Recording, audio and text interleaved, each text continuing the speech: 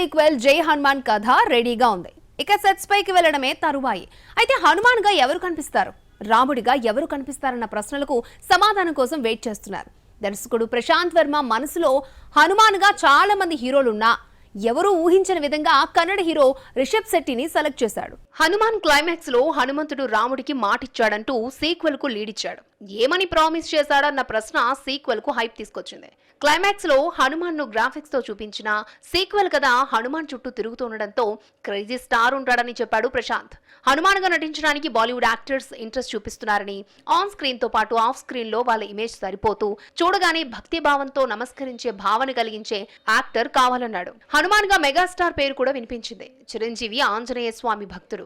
ఆయన సొంత banner Konidela productions banner లో లోగోలో హనుమాన్ ఉంటాడు. ఈ లెక్కన తనకిష్టమైన దైవంగా నటించే ఛాన్స్ చిరంజీవిని వరిస్తుంది అన్నాడు. ఇక రాముడిగా తన మనసులో మహేష్ ఉన్నాడు అన్నాడు దర్శకుడు. సోషల్ మీడియాలో మహేష్ ను రాముడిగా క్రియేట్ చేసిన ఫోటోలను చూశారని, తన యూనిట్ కూడా రాముడి పాత్రను ఆయన ముఖంలో రీక్రియేట్ చేసి చూసుకున్నామన్నారు. కాంతారతో ఇండియా వైడ్ ఫేమస్ అయిన రిషబ్ శెట్టిని జై హనుమాన్ గా చూపిస్తున్నాడు ప్రశాంత్ వర్మ. ముందు నుంచి ప్రశాంత్ వర్మ చెప్పినట్టే కాంతారతో భక్తి భావన కలిగించిన రిషబ్ శెట్టిని హనుమాన్ గా చూపిస్తున్నాడు. ఫస్ట్ లుక్ తో సర్ప్రైజ్ ఇచ్చాడు.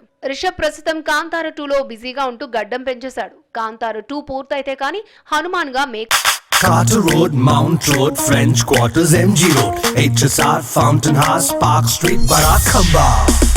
We've been here, we've been there, Vekas been just everywhere.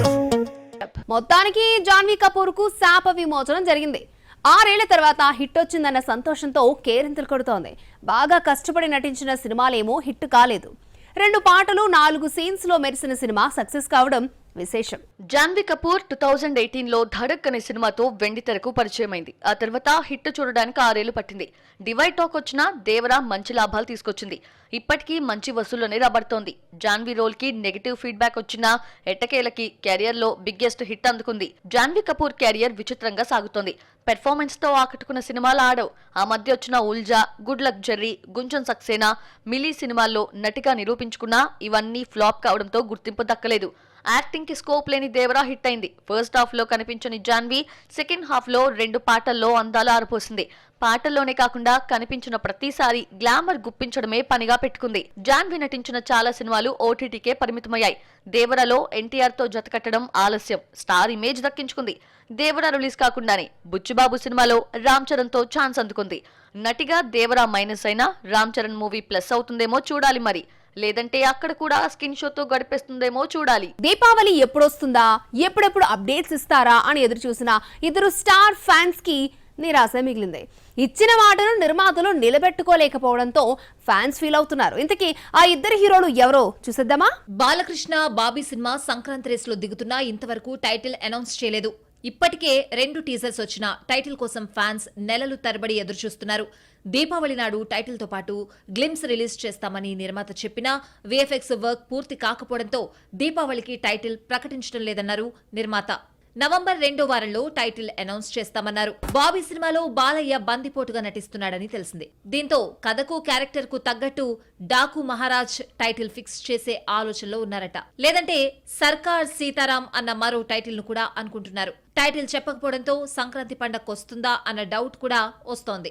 ఏడాది గ్యాప్ తర్వాత పవన్ ఎవరు ఊహించని విధంగా హరిహర వీరమల్లు షూటింగ్ తో రీ ఎంట్రీ ఇచ్చాడు. 2025 మార్చి 28న రిలీజ్ అంటూ ఫ్యాన్స్ లో జోష్ పెంచారు.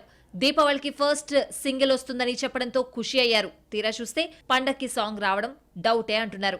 ఇలా దీపావళి నాడు ఊరించి హ్యాండ్ ఇవ్వడంతో బాలయ్య పవన్ ఫ్యాన్స్ డల్ అయిపోయారు. నాగ చైతన్య, శోభిత ధూళిపాల పెళ్లి పనులు మొదలయ్యాయి. పసుపు దంచే కార్యక్రమం జరిగి 10 రోజులైంది.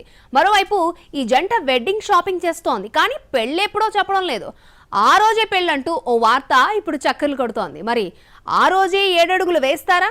ఇంతకీ ఆ డేట్ ఎప్పుడు? చైతు శోభిత ఎప్పుడైతే ప్రేమించుకుని పెళ్లి చేసుకోవాలి అనుకున్నారో అప్పుడే శోభిత అక్కినేని ఫ్యామిలీ కోడలైపోయింది.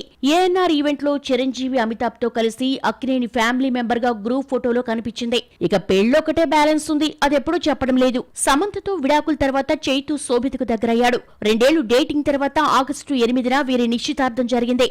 చైతు తన ఇన్స్టాలో శోభితతో కలిసి దిగిన ఫోటోను షేర్ చేశాడు. ఇద్దరూ ట్రెండీ లుక్స్ తో ఆకట్టుకున్నారు. 10 రోజుల క్రితం శోభిత పసుపు దంచుతున్న ఫోటోలు షేర్ చేసింది. ఎంగేజ్మెంట్ జరిగినా పెళ్లి ఎప్పుడో చెప్పలేదు.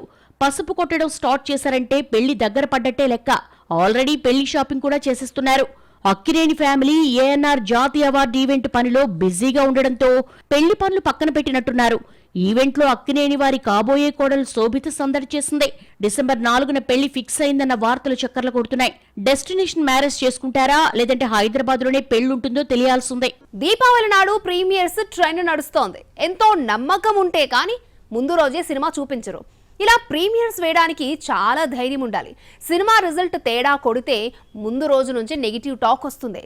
రిలీజ్ రోజు థియేటర్స్లో జనాలుండరు, కానీ ఫుల్ కాన్ఫిడెన్స్ తో ముందు రోజే వచ్చిన ఆ సినిమాలేంటో చూద్దాం. దీపావళికి ఎప్పుడూ లేని విధంగా ఈసారి 4 సినిమాలు వస్తున్నాయి. అసలే హిట్స్ లేక తెలుగు ఇండస్ట్రీ కరువులో ఉంది. ఆ మధ్య దసరాకు చాలా సినిమాలు వచ్చినా ఒక్కటి హిట్ కాలేదు. సినిమా పండుగ కాని దీపావళికి ఏకంగా 4 చిత్రాలు రావడం విశేషం. లక్కీ భాస్కర్, కా వంటి స్ట్రైట్ మూవీస్ తో పాటు తమిళ నుంచి అమరన్, కన్నడ నుంచి భగీరా వస్తున్నాయి. స్ట్రైట్ తెలుగు సినిమాలు 2 ప్రీమియర్స్ తో వచ్చేశాయి. దుల్కర్ లక్కీ భాస్కర్, కిరణ్ అబ్బవరం కాను ముందు రోజే పెయిడ్ ప్రీమియర్స్ తో ముందుకు తీసుకొచ్చారు. ఎవరికి వాళ్ళు ఫుల్ కాన్ఫిడెన్స్ తో ఉండడంతో భయపడకుండా వచ్చేశారు. ముందు రోజే పాజిటివ్ టాక్ స్ప్రెడ్ అయితే ఆక్యుపెన్సీ పెరుగుతుందన్న ధీమాతో ఉన్నారు. మహానటి, సీతారామం వంటి వరుస హిట్స్ తో దూసుకుపోతున్న దుల్కర్ సల్మాన్ లక్కీ భాస్కర్ గా వస్తున్నాడు. సార్ హిట్ తో దర్శకుడు వెంకీ అట్లూరి మంచి ఫామ్ లో ఉన్నాడు. ట్రైలర్, సాంగ్స్ సినిమాకు మంచి హైప్ తీసుకురావడంతో పండకి క్రేజీ ప్రాజెక్ట్ గా బరిలోకి దిగుతోంది. దీపావళికి అదృష్టం పరీక్షించుకుంటున్న మరో స్ట్రైట్ మూవీ కా కూడా 31నే రిలీజ్ అవుతోంది. సక్సెస్ కోసం తపస్సు చేసిన కిరణ్ అబ్బవరం ఈసారి ఎవ్వరూ చెప్పని కథతో వస్తున్నాడంటున్నారు. ఏదైనా సినిమాలో ఇలాంటి కథనే చూశాము అనిపిస్తే ఇక నటించడని పెద్ద నిర్ణయమే తీసుకున్నాడు. కథపై తనకున్న నమ్మకాన్ని ఇలా ఎక్స్ప్రెస్ చేశాడు ఈ కుర్ర హీరో. దీపావళికి 2 డబ్బింగ్ మూవీస్ పోటీ పడుతున్నాయి. శివకార్తికేయన్, సాయి పల్లవి జంటగా నటించిన సినిమా అమరన్. నిజ జీవిత కథతో రూపొందిన ఈ సినిమాను రాజ్ కుమార్ పెరియసామి దర్శకత్వంలో కమల్ హాసన్ నిర్మించాడు. ఆర్మీ ఆఫీసర్ ముకుంద్ గా శివకార్తికేయన్, ఆయన భార్య సింధు పాత్రలో ఇందుగా సాయి పల్లవి నటించింది. కన్నడ నుంచి శ్రీమురళి నటించిన బగీరా కూడా దీపావళి రేస్ లో ఉంది. పాన్ ఇండియా పేరు చెప్పి ఓటీటీ రైట్స్ ను అన్ని భాషల్లో భారీగా లాగేయచ్చు అనుకుంటే పొరపాటే.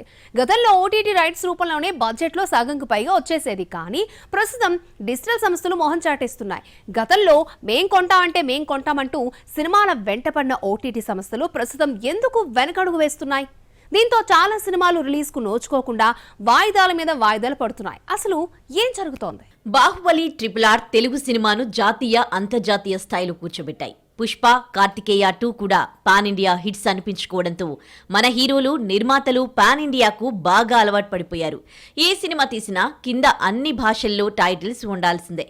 అయితే ఈ పాన్ ఇండియా మూవీస్ ఒక్క భాషలోనూ ప్రభావం చూపించకపోవడంతో పాన్ ఇండియా డిజిటల్ రైట్స్ ను ఓటీటీ సంస్థలు పట్టించుకోవడం లేదు. ఓటీటీ రైట్స్ తో హై ప్రాఫిట్ వస్తాయనుకున్న నిర్మాతల కల అడ్డం తిరిగింది. అన్ని భాషల్లో ఓటీటీ రైట్స్ వస్తాయనే పాన్ ఇండియాగా రిలీజ్ చేస్తున్నారు. అయితే ఓటీటీ బిజినెస్ ఈ మధ్య కాలంలో కుప్పకూలిపోయింది. కోట్లు ఖర్చు పెట్టి ఫ్లాప్ మూవీని కొంటే ఓటీటీలో ఎక్కువ మంది చూడడం లేదు. పెట్టుబడి దండగా అన్న నిర్ణయానికి డిజిటల్ సంస్థలు వచ్చాయి. వరుస పాన్ ఇండియా మూవీస్ ఫ్లాప్స్ తో ఓటీటీ మార్కెట్ డీలా పడిపోయింది. కార్తికేయ 2 హిట్ తో స్పైను పాన్ ఇండియాగా రిలీజ్ చేస్తే హిందీ ఆడియన్స్ కే కాదు తెలుగు ప్రేక్షకులకు నచ్చలేదు. సరిపోదా శనివారం దసరా టైగర్ నాగేశ్వరరావు ప్రమోషన్ కోసం నాని, రవితేజ 2-3 సార్లు ముంబై వెళ్లినా హిందీ ఆడియన్స్ రిజెక్ట్ చేశారు. ఓటీటీ రాకముందు శాటిలైట్ రైట్స్ కోసమే చిన్న సినిమాలు తీసిన వాళ్ళు ఉన్నారు. డిజిటల్ రైట్స్ శాటిలైట్ ను డామినేట్ చేసి ఎక్కువ మొత్తం కట్టబెడుతున్నారు. సినిమా రిలీజ్ అయి 30 నుంచి 50 రోజులకు ఒక్కోసారి 2 వారాలకి ఓటీటీలో సినిమా వచ్చేయడంతో ఓటీటీ రైట్స్ బంగారు బాతులా మారింది. ఫ్లాప్ మూవీస్ ను అక్కడ కూడా ఎవరూ చూడకపోవడం ఓటీటీలకి వర్కౌట్ కాలేదు. దీంతో డిజిటల్ రైట్స్ ను తగ్గించేశాయి. ఓటీటీ బిజినెస్ కానీ చాలా సినిమాలు రిలీజ్ కు నోచుకోవడం లేదు.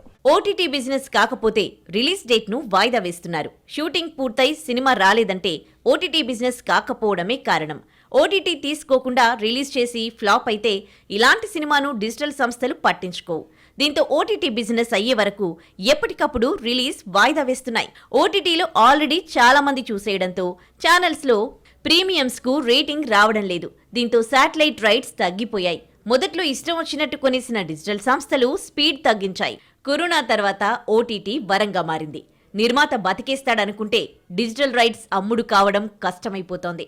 పాన్ ఇండియా పేరు చెప్పి 4-5 భాషల్లో ఓటీటీకి అమ్మేసి మంచి లాభాలు వస్తాయన్న ప్లాన్కు డిజిటల్ సంస్థలు బ్రేకులేశాయి.